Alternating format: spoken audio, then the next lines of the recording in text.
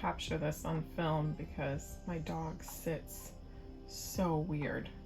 I guess because she has such a long body. Oh honey, I'm not making fun of you. Don't worry. I guess because she has such a long body. She's just, the way she sits with her legs between her arms like that. She's so silly. One of the many reasons I love her.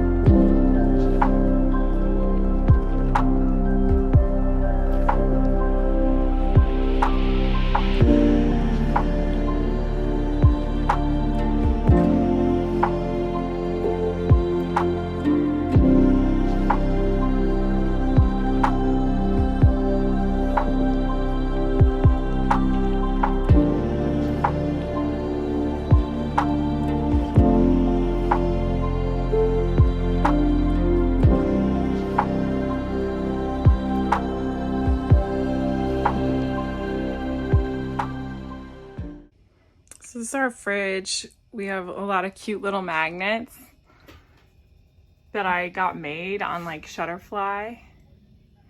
And then Abby painted me that for my birthday. This is her daily school schedule that I make on my iPad in GoodNotes. So every day I print out a new one. This week is just a catch-up week. And then this is our dry erase calendar. It's super handy to have. You know, I obviously change it once every month and a half, because it's a 6-week calendar instead of a 4-week, so that's nice. And I always put like some sort of really positive affirmation or quote on top. So yeah. All right, so I'm about to get changed. We are about to go on our favorite little hike that's really, really close to the house. It's like across the street, really. It's not far at all. We really like this hike because, as you'll see, we're kind of like hiking through a creek, We've taken the dog there one time. We've gone there a couple times. We kind of just recently found it, but we've been so close to it the whole time we didn't even know it was there. So yeah, it's a really cool little hike. There's like this abandoned old bridge, and we're just hiking through this little creek the whole time. So it's really nice, and it's especially nice because it's so hot out today. It'll be refreshing to be walking through the water and everything. So come on and join us. And we're here. We're here. We're at our local park. There's Mother. What is that? And it's got a nice breeze, but it's pretty hot out. But luckily, we'll be under the trees most of the time. First, we are going over to the abandoned bridge area first. That's really, really cool. I got a cool picture of Abby there last time. But we're heading over there.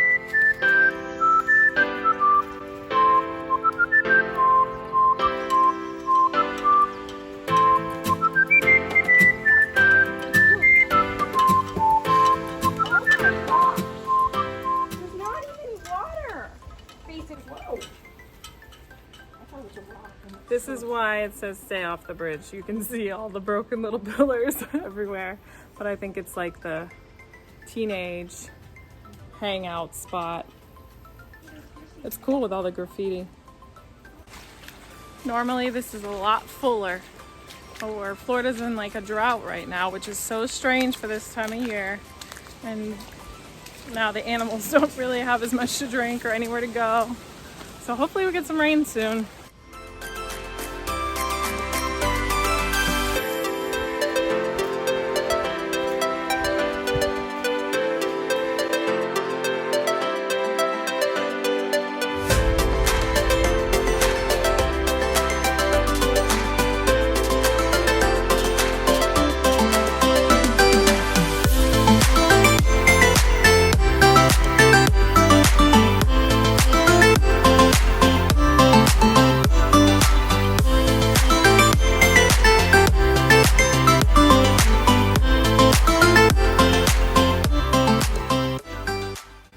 We've never been this far back here before, and there's something over there and we really want to find out what it is, and then we're going to turn around.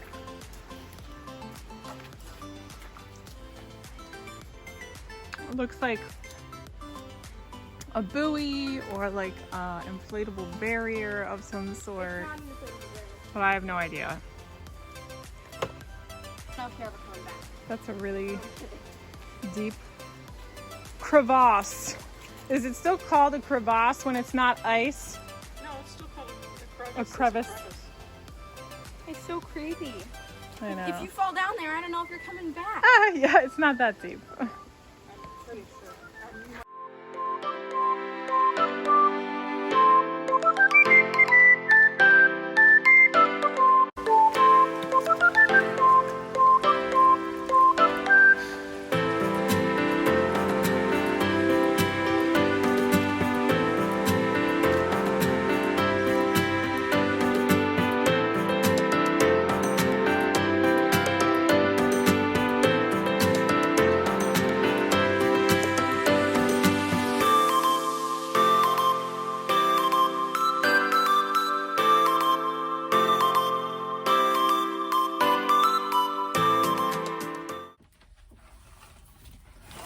Alright, so I'm getting ready for work, and I was going under my sink in my kitchen to get new paper towels, and I noticed that there was water. There was like a puddle on the floor under the sink, which isn't the first time it's happened. It happened recently. Abby noticed it too. And I thought that because of the way that our sink is set up, I thought that we were just splashing too much water over the edge and it was going under. But I'm realizing that it's not, and I think I figured out where it's coming from, because when I'm cleaning my sink out, I fill it up like a quarter of the way with hot water and bleach. And I did that yesterday on it's a 2-dish sink. And I did that yesterday with the one side that I put all the drying dishes in, and I think that's where it's coming from, but I don't know. So I'm gonna probably put like a Tupperware or a bucket or something under there before I leave for work, because today is one of my work days. So I am currently getting ready.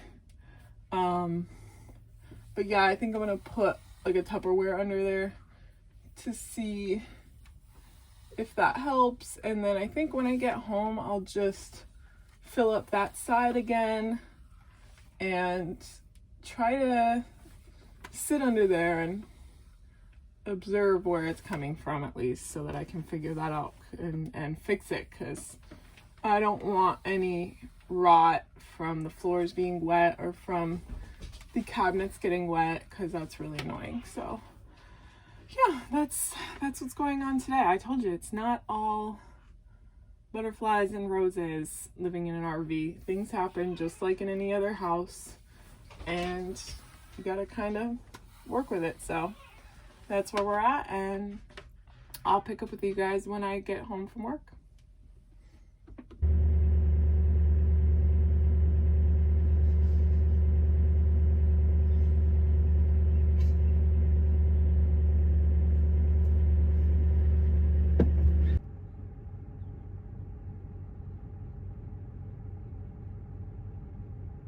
All right, so it's actually Sunday now. I had originally filmed about under my kitchen sink Saturday morning before work, and now it's Sunday afternoon after work.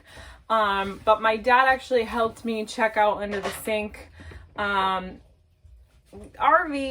that are like from manufacturers can be sometimes half-assed, I guess is a good way to put it. Half-assed put together, I guess, is the way that my dad puts it. Because they're making so many RVs and they're just pushing them out and manufacturing them. I think that things get overlooked or not done properly. So basically, to shorten this up, the pipe came undone. And I'll show you guys that it basically just came undone, and all I did was touch it and it just came apart and the water just started pouring everywhere. Luckily, it was an easy fix. So I had my dad come in here and show me how to do it just in case it happens again.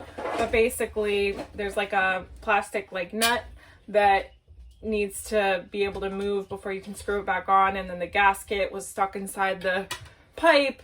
It was just whatever. So now I know how to do it if it happens again, but it's basically fixed. I didn't have to buy anything. It was an easy fix, which is wonderful. You'll love the easy fixes when you're in an RV, because that's not always the case.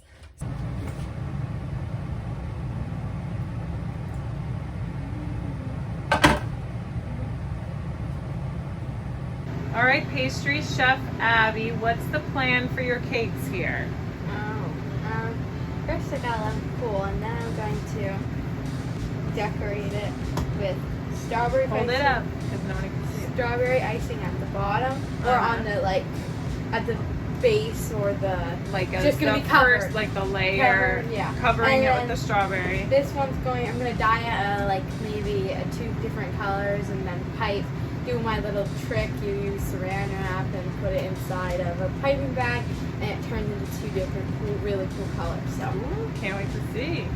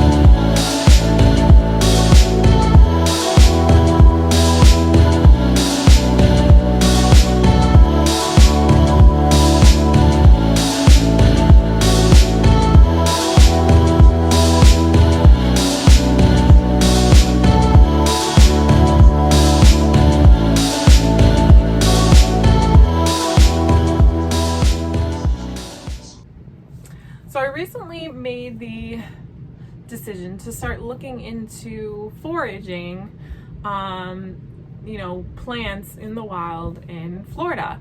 Apparently, I've been doing a lot of research, and apparently I think it's Hawaii and Florida are some of the hardest places to learn how to forage for plants, edible and medicinal plants, because of the climate, the geography, the fact that there's a lot of like exotic plants, like invasive plants. And then because they say that because a lot of times like we'll go through droughts, or we'll go through that will like make the plants look different than they're supposed to look. So that's why they say it's really hard to learn how to forage in Florida. So I don't know what I'm getting myself into, but I'm really interested in it. I'm really interested in the thought of like going out on my hikes that I like to go on, or even in the yard, the 5 acres that we live on, finding plants in the wild that could be used for food or for medicine, drying them out, whatever it may be. But I'm really interested in learning about that. But I also understand the risk that can kind of go along with that as well. And I want to be really careful because I don't want to obviously end up consuming something that may be poisonous. So I feel like I'm gonna either try to find someone who can like mentor me in this area, or of course, do a lot of research. And yeah, I'm just really interested in at least learning about it.